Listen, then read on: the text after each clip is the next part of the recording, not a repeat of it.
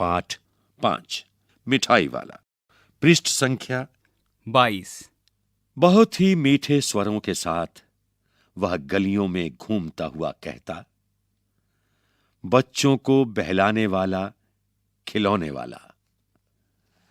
इस अधूरे वाक्य को वह ऐसे विचित्र किंतु मादक मधुर ढंग से गाकर कहता कि सुनने वाले एक बार अस्थिर हो उठते।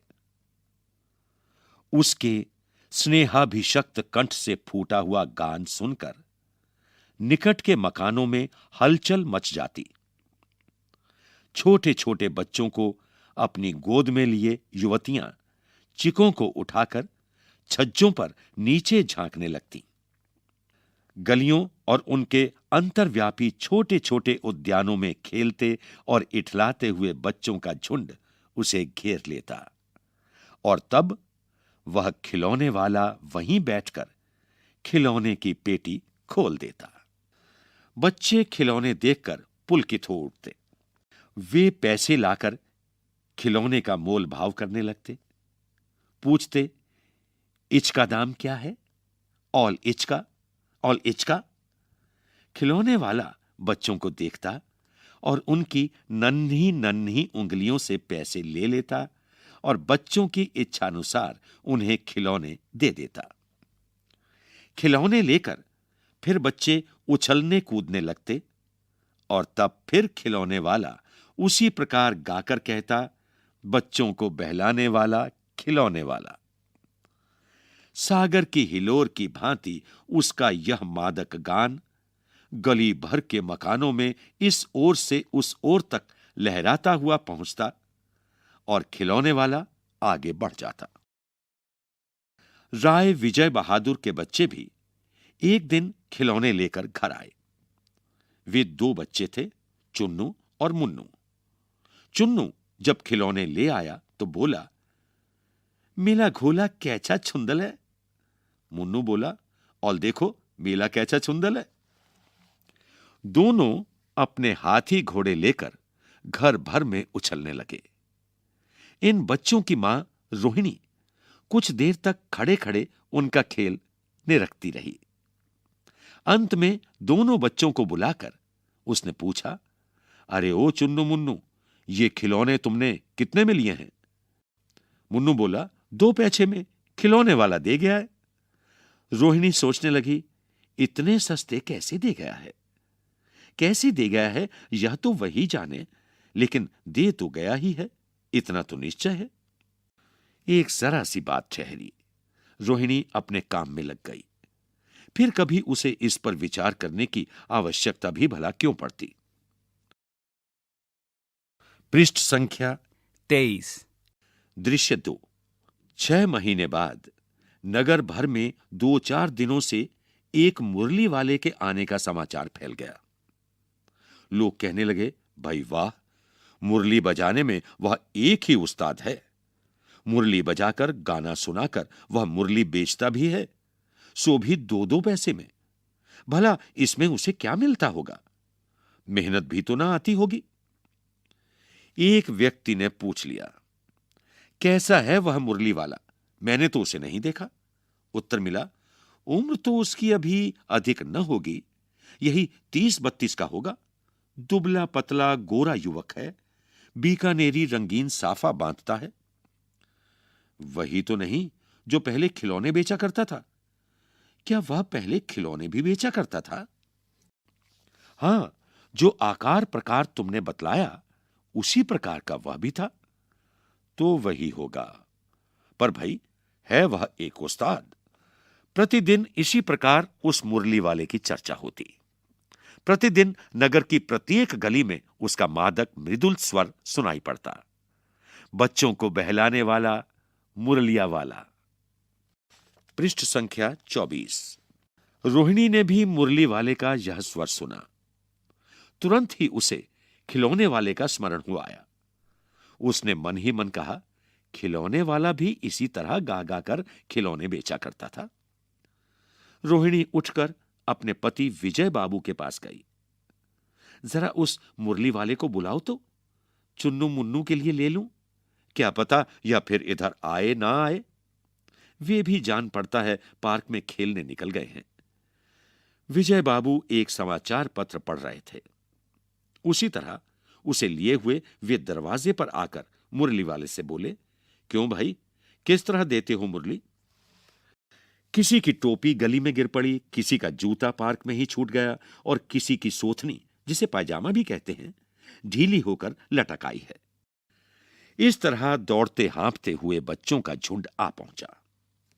एक स्वर में सब बोल उठे, अम्बी लेंदे मुल्ली और अम्बी लेंदे मुल्ली। पृष्ठ संख्या 25। मुरली वाला हर्ष गदगद हो उठा। बोला, सबको देंगे भैया, लेकिन जरा रुको, ठहरो, एक एक को देने दो। अभी इतनी जल्दी हम कहीं लौट थोड़े ही जाएंगे। बेचने तो आए ही हैं, और हैं भी इस समय मेरे पास 1 2 नहीं, पूरी 57। हां बाबूजी, क्या पूछा था आपने? कितने में दी? दी तो वैसे 3-3 पैसे के हिसाब से हैं, पर आपको 2-2 पैसे में ही दे दूंगा। विजय बाबू भीतर बाहर दोनों रूपों में मुस्कुरा दिए। मन ही मन कहने लगे, कैसा है, देता तो सबको इसी भाव से है, पर मुझ पर उल्टा एहसान लाद रहा है।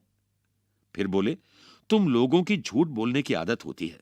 देते होगे सभी को 2-2 पैसे में, पर एहसान का बोझा मेरे ही ऊपर लाद रहे हो। मुरली वाला एकदम अप्रतिभ हो उठा। बोला, आपको क्या पता बाबूजी कि इनकी असली लागत क्या है? यह तो ग्राहकों का दस्तूर होता है कि दुकानदार चाहे हानि उठाकर चीज क्यों ना बेचे, पर ग्राहक यही समझते हैं दुकानदार मुझे लूट रहा है। आप भला काहे को विश्वास करेंगे, लेकिन सच पूछिए तो बाबूजी, असली दाम 2 ही पैसे है। आप कहीं से 2 पैसे में ये मुरली नहीं पा सकते। मैंने तो पूरी 1000 बनवाई थी, तब मुझे इस भाव पड़ी है। विजय बाबू बोले, अच्छा मुझे ज्यादा वक्त नहीं, जल्दी से 2 ठो निकाल दो। 2 मुरलियां लेकर विजय बाबू फिर मकान के भीतर पहुंच गए। मुरली वाला देर तक उन बच्चों के झुंड में मुरलियां बेचता रहा। उसके पास कई रंग की मुरलियां थीं। बच्चे जो रंग पसंद करते, मुरली वाला उसी रंग की मुरली निकाल देता। यह बड़ी अच्छी मुरली है, तुम यही ले लो बाबू। राजा बाबू तुम्हारे लायक तो बस ये है। हां भैया, तुमको वही देंगे। ये लो। तुमको वैसी ना चाहिए? यह नारंगी रंग की, अच्छा वही लो। ले आए पैसे? अच्छा ये लो, तुम्हारे लिए मैंने पहले से ही ये निकाल रखी थी। तुमको पैसे नहीं मिले? तुमने अम्मा से ठीक तरह मांगे ना होंगे। धोती पकड़कर पैरों में लिपटकर अम्मा से पैसे मांगे जाते हैं बाबू। हां फिर जाओ, अब की बार मिल जाएंगे। दुवन्नी है तो क्या हुआ, ये लो पैसे वापस लो। ठीक हो गया ना हिसाब? मिल गए पैसे। देखो मैंने तरकीब बताई। अच्छा अब तो किसी को नहीं लेना है, सब ले चुके। तुम्हारी मां के पास पैसे नहीं हैं। अच्छा तुम भी ये लो। अच्छा तो अब मैं चलता हूं। इस तरह मुरली वाला फिर आगे बढ़ गया। पृष्ठ संख्या 26। दृश्य 3। आज अपने मकान में बैठी हुई रोहिणी मुरली वाले की सारी बातें सुनती रही।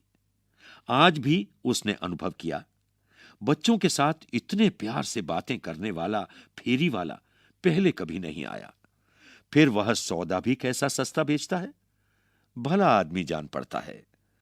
समय की बात है जो बेचारा इस तरह मारा मारा फिरता है। पेट जो न कराए सो थोड़ा। इसी समय मुरली वाले का क्षीण स्वर दूसरी निकट की गली से सुनाई पड़ा। बच्चों को बहलाने वाला मुरलिया वाला। रोहिणी इसे सुनकर मन ही मन कहने लगी, और स्वर कैसा मीठा है इसका। बहुत दिनों तक रोहिणी को मुरली वाले का वह मीठा स्वर और उसकी बच्चों के प्रति वे स्नेह सिक्त बातें याद आती रहीं। महीने के महीने आए और चले गए, फिर मुरली वाला न आया। धीरे धीरे उसकी स्मृति भी क्षीण हो गई। पृष्ठ संख्या 27। दृश्य 4। 8 मास बाद। सर्दी के दिन थे। रोहिणी स्नान करके मकान की छत पर चढ़कर आजानुलंबित केश राशि सुखा रही थी। इस समय नीचे की गली में सुनाई पड़ा, बच्चों को बहलाने वाला मिठाई वाला। मिठाई वाले का स्वर उसके लिए परिचित था। झट से रोहिणी नीचे उतर आई। उस समय उसके पति मकान में नहीं थे। हां, उनकी वृद्धा दादी थीं। रोहिणी उनके निकट आकर बोली, दादी, चुन्नू मुन्नू के लिए मिठाई लेनी है, जरा कमरे में चलकर ठहराओ। मैं उधर कैसे जाऊं, कोई आता ना हो, जरा हटकर मैं भी चिक की ओट में बैठी रहूंगी। दादी उठकर कमरे में आकर बोली, ए मिठाई वाले, इधर आना। मिठाई वाला निकट आ गया, बोला, कितनी मिठाई दूं मां, ये नए तरह की मिठाइयां हैं, रंग बिरंगी, कुछ कुछ खट्टी, कुछ कुछ मीठी, जायकेदार, बड़ी देर तक मुंह में टिकती हैं, जल्दी नहीं घुलती, बच्चे बड़े चाव से चूसते हैं, इन गुणों के सिवाय ये खांसी भी दूर करती हैं। कितनी दूं? चपटी गोल पहलदार गोलियां हैं, पैसे की 16 देता हूं। पृष्ठ संख्या 28। दादी बोली, 16 तो बहुत कम होती हैं, भला 25 तो देते। मिठाई वाला, नहीं दादी, अधिक नहीं दे सकता, इतना भी देता हूं, ये अब मैं तुम्हें क्या, खैर मैं अधिक ना दे सकूंगा। रोहिणी दादी के पास ही थी, बोली, दादी फिर भी काफी सस्ता दे रहा है, 4 पैसे की ले लो, ये पैसे रहे। मिठाई वाला मिठाइयां गिनने लगा, तो 4 की दे दो। अच्छा 25 नहीं सही, 20 ही दो। अरे हां, मैं बूढ़ी हुई, मोल भाव अब मुझे ज्यादा करना आता भी नहीं। कहते हुए दादी के पोपले मुंह से जरा सी मुस्कुराहट फूट निकली। रोहिणी ने दादी से कहा, दादी इससे पूछो, तुम इस शहर में और कभी भी आए थे या पहली बार आए हो? यहां के निवासी तो तुम हो नहीं। दादी ने इस कथन को दोहराने की चेष्टा की ही थी कि मिठाई वाले ने उत्तर दिया, पहली बार नहीं, और भी कई बार आ चुका हूं। रोहिणी चिक की आड़ ही से बोली, पहले यही मिठाई बेचते हुए आए थे या और कोई चीज लेकर? मिठाई वाला हर्ष, संशय और विस्मय आदि भावों में डूबकर बोला, इससे पहले मुरली लेकर आया था, और उससे भी पहले खिलौने लेकर। रोहिणी का अनुमान ठीक निकला। अब तो वह उससे और भी कुछ बातें पूछने के लिए अस्थिर हो उठी। वह बोली, इन व्यवसायों में भला तुम्हें क्या मिलता होगा? वह बोला, मिलता भला क्या है, यही खाने भर को मिल जाता है, कभी नहीं भी मिलता है, पर हां, संतोष, धीरज और कभी कभी असीम सुख जरूर मिलता है, और यही मैं चाहता भी हूं। सो कैसे, वह भी बताओ। अब व्यर्थ उन बातों की क्यों चर्चा करूं, उन्हें आप जाने ही दें, उन बातों को सुनकर आपको दुख ही होगा। जब इतना बताया है तब और भी बता दो, मैं बहुत उत्सुक हूं, तुम्हारा हर्जा ना होगा, मिठाई मैं और भी ले लूंगी। पृष्ठ संख्या 29। अतिशय गंभीरता के साथ मिठाई वाले ने कहा, मैं भी अपने नगर का एक प्रतिष्ठित आदमी था, मकान, व्यवसाय, गाड़ी, घोड़े, नौकर चाकर सभी कुछ था, स्त्री थी, छोटे छोटे 2 बच्चे भी थे। मेरा वह सोने का संसार था, बाहर संपत्ति का वैभव था, भीतर सांसारिक सुख था। स्त्री सुंदरी थी, मेरी प्राण थी, बच्चे ऐसे सुंदर थे जैसे सोने के सजीव खिलौने। उनकी अटखेलियों के मारे घर में कोलाहल मचा रहता था। समय की गति, विधाता की लीला, अब कोई नहीं है। दादी, प्राण निकाले नहीं निकले, इसलिए अपने उन बच्चों की खोज में निकला हूं। वे सब अंत में होंगे तो यहीं कहीं, आखिर कहीं न जन्मे ही होंगे। उस तरह रहता, घुल मिलकर मरता, इस तरह सुख संतोष के साथ मरूंगा। इस तरह के जीवन में कभी कभी अपने उन बच्चों की एक झलक सी मिल जाती है, ऐसा जान पड़ता है जैसे वे इन्हीं में उछल उछल कर हंस खेल रहे हैं। पैसों की कमी थोड़े ही है, आपकी दया से पैसे तो काफी हैं, जो नहीं है इस तरह उसी को पा जाता हूं। रोहिणी ने अब मिठाई वाले की ओर देखा, उसकी आंखें आंसुओं से तर हैं। इसी समय चुन्नू मुन्नू आ गए, रोहिणी से लिपटकर उसका आंचल पकड़कर बोले, अम्मा मिठाई। मुझसे लो, यह कहकर तत्काल कागज की 2 पुड़ियां मिठाइयों से भरी मिठाई वाले ने चुन्नू मुन्नू को दे दी। रोहिणी ने भीतर से पैसे फेंक दिए। मिठाई वाले ने पेटी उठाई और कहा, अब इस बार ये पैसे ना लूंगा। दादी बोली, अरे अरे, नाना अपने पैसे लिए जा भाई। तब तक आगे फिर सुनाई पड़ा उसी प्रकार मादक मृदुल स्वर में, बच्चों को बहलाने वाला मिठाई वाला। लेखक भगवती प्रसाद वाजपेयी। पृष्ठ संख्या 30। प्रश्न अभ्यास। कहानी से। प्रश्न 1, मिठाई वाला अलग अलग चीजें क्यों बेचता था और वह महीनों बाद क्यों आता था? प्रश्न 2, मिठाई वाले में वे कौन से गुण थे जिनकी वजह से बच्चे तो बच्चे, बड़े भी उसकी ओर खींचे चले आते थे? प्रश्न 3. विजय बाबू एक ग्राहक थे और मुरली वाला एक विक्रेता। दोनों अपने अपने पक्ष के समर्थन में क्या तर्क पेश करते हैं? प्रश्न 4. खिलौने वाले के आने पर बच्चों की क्या प्रतिक्रिया होती थी? प्रश्न 5. रोहिणी को मुरली वाले के स्वर से खिलौने वाले का स्मरण क्यों हो आया? प्रश्न 6. किसकी बात सुनकर मिठाई वाला भावुक हो गया था? उसने इन व्यवसायों को अपनाने का क्या कारण बताया? प्रश्न 7. अब इस बार ये पैसे न लूंगा। कहानी के अंत में मिठाई वाले ने ऐसा क्यों कहा? प्रश्न 8. इस कहानी में रोहिणी चिक के पीछे से बात करती है।